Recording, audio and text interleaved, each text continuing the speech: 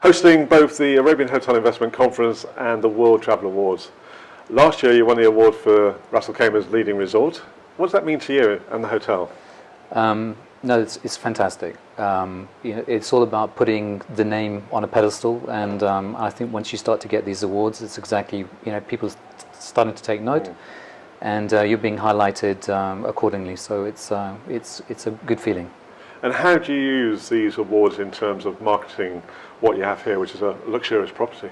We're quite discreet, so we try not to sort of overly play on it. But I think for the team in particular, it's really important.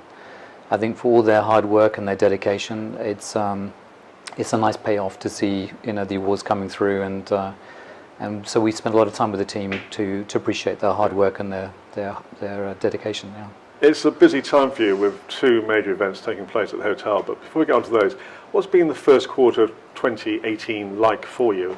Super strong. So I think our owners will be very happy that we've delivered so far.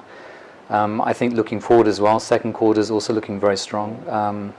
So in general, this is panning out to be, after 5 years, we seem to be sort of leveling out and quite consistent in terms of our business nowadays. And what about your source markets? Do you find that they sort of evolve, they change? How are they at the moment? Yeah, a little bit of change.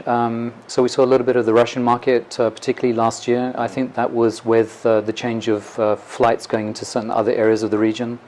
There was also a change in terms of visa, so the Russian market was certainly a pickup, and that was excellent. So, before we go to the corporate side of things, what other sort of leisure type specials do you host and offer?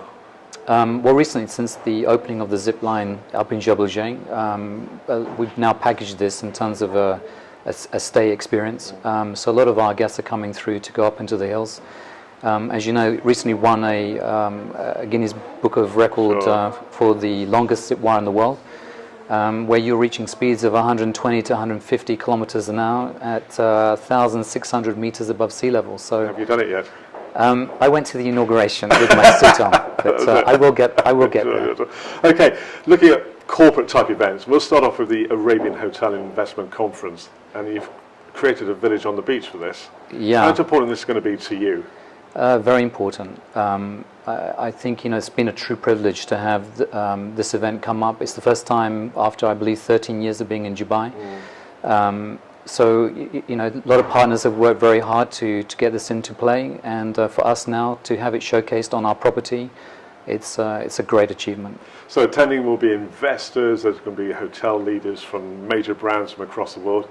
How do you feel about hosting these important people from the industry? A little daunting, I have to say, and particularly having World Travel Awards on the back of it as well, because this is not only the CEOs and the leaders in terms of business, but it's also leaders in terms of the hotels themselves. So to have this back to back, yeah, it's a little bit off-putting, but a pride and joy to also have it here. Yeah, the World Travel Awards at the end of the Arabian Hotel Investment Conference. Again, leaders from the hotel industry across the Middle East coming to the Waldorf. Chance for you to showcase what you've got as well.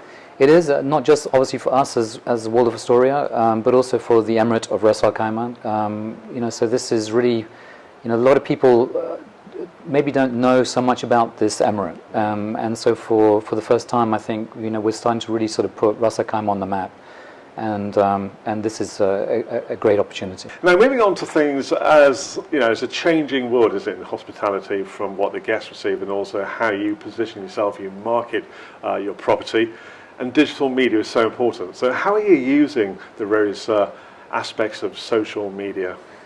As you say, it's really important nowadays.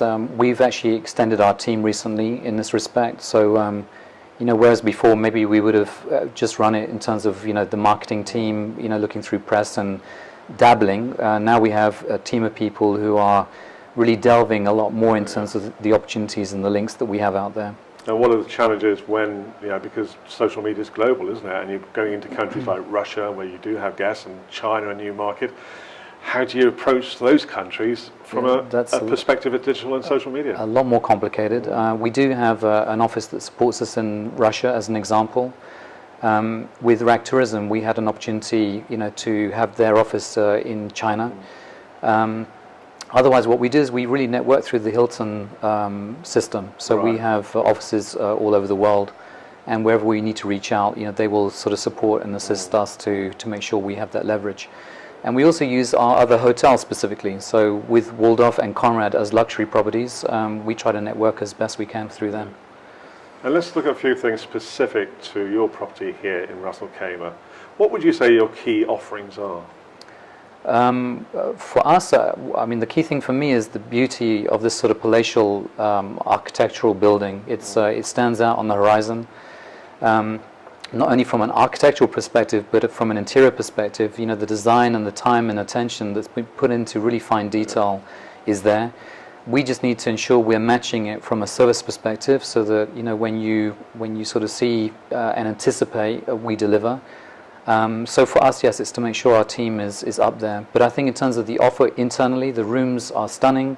There's a large variety of rooms. So we've got the various suites and so on in different areas of the lookout. So you can have Gulf view or sea view.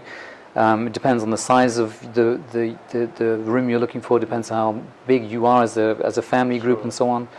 But we match it then with restaurants and bars. So there's 10 on offer here, ranging from Umi, the Japanese restaurant, to Lexington, to Marjan, the Arabic restaurant. Yeah. And what about the local community with such wide offering from the F&B perspective? Do you get much business from the local community? We do, and we're hoping for more.